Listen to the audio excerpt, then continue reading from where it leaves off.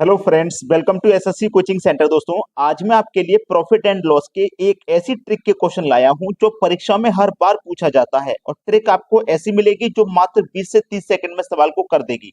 तो चलिए स्टार्ट करते हैं। पहला सवाल है, रमेश ने कुछ वस्तुएं 5 रुपए में 4 के भाव से खरीदी और 8 रुपए में 6 के भाव से बेच दिया। लाभ या हानि प्रतिशत बताएं। देखिएगा, प्रश्न को करने के लिए सबसे अच्छा तरीका है कि आपको रुपए लिखना है, वस्तु लिखना है, रुपए लिखो, वस्तु लिखो। ठीक है। अब रुपया कितना है 5, तो रुपए के नीचे रुपया लिखियो। वस्तु कितनी है 4, तो वस्तु के नीचे वस्तु लिख लेना।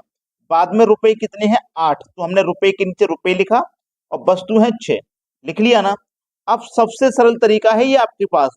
अब आपको क्या करना है, याद रखिएगा कि अंदर वाली संख्याओं का आपको मल्टीप्लाई करना है। मल्टीप्लाई, तो मल्टीप्लाई जब आप अंदर वाली संख्याओं करेंगे कितना हो जाएगा, 8 चौके 32 हो गया ना।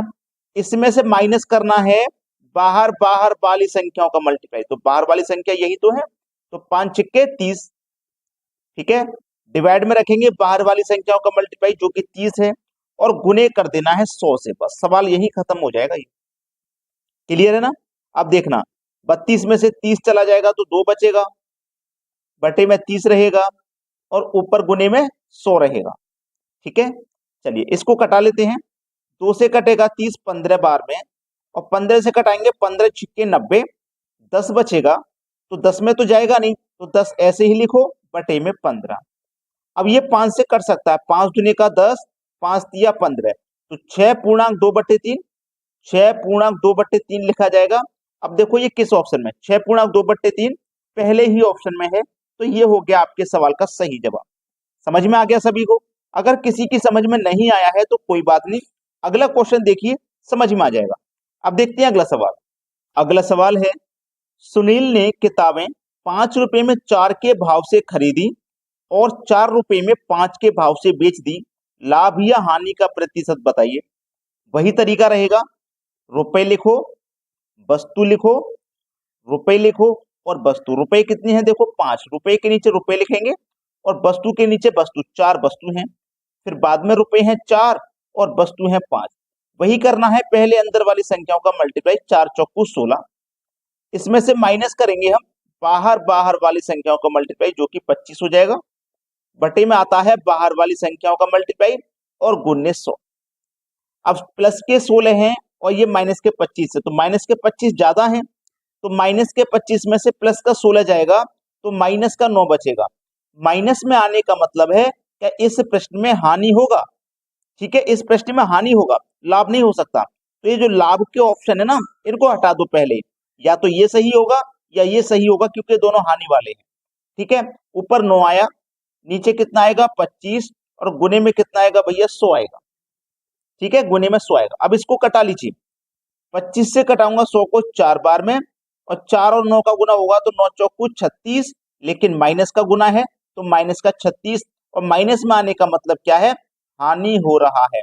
36% की हानि हो रहा है, 36% की हानि। पहला ऑप्शन हो जाएगा सवाल का बिल्कुल सही आंसर। सभी को अच्छे से समझ में आ गया। अब देखते हैं अगला सवाल। अगला सवाल है, राम कुछ संतरों को इस प्रकार खरीदता व बेचता है कि 40 संतरों का क्रय मूल्य 50 संतरों के विक्रय मूल्य के बराबर है। कितने प्रतिशत का लाभ या हानि होगा। देखो बहुत अच्छा सवाल है ये, और ये सवाल आपको एग्जाम में बहुत बार देखने को मिलेगा। इसको भी इसी ट्रिक से करेंगे, कोई दूसरा ट्रिक या दूसरा फॉर्मूला इस्तेमाल नहीं करेंगे। देखो रुपए, वस्तु, रुपए और वस्तु लिखिए। रुपए नहीं पता कितने हैं, तो नहीं पता तो हमने एक्स मान लिया। वस्तु कितनी है 40, है ना। बाद में रुपए कितने हैं ये भी नहीं पता, एक्स मान लिया। और वस्तु कितनी है बाद में 50। तरीका वही है, अंदर अंदर वाली संख्याओं का मल्टीप्लाई करो। 40 का गुना एक्स से करूंगा तो ये 40x हो जाएगा। इसमें से माइनस करते हैं बाहर बाहर वाली संख्याओं का गुना, तो 50 का गुना x से करो तो 50x हो जाएगा। बटे में आता है बाहर वाली संख्याओं का गुना, मतलब 50x, और गुने कर देंगे आप 100। 50x में से प्लस के 40x माइनस हो जाएंगे, तो क्या बचेगा भैया, माइनस के 10x बचेंगे। बटे में कितना रहेगा 50x गुने कितना 100। चलिए कटाइए, यहाँ पे x से तो x कट जाएगा, ठीक है। 50 से 100 कट जाएगा 2 बार में, और 10 का गुना 2 से करो तो 20 आ जाएगा, लेकिन किसका है ये 20? माइनस का। तो माइनस में आने का मतलब क्या हुआ? हानि हुआ। ठीक है, हानि। तो 20% की हानि हो जाएगी। पहला ऑप्शन बिल्कुल सही है। अब आप मुझे कमेंट में बताइएगा कि आपको हमारा ये वीडियो कैसा लगा। ठीक है दोस्तों, धन्यवाद।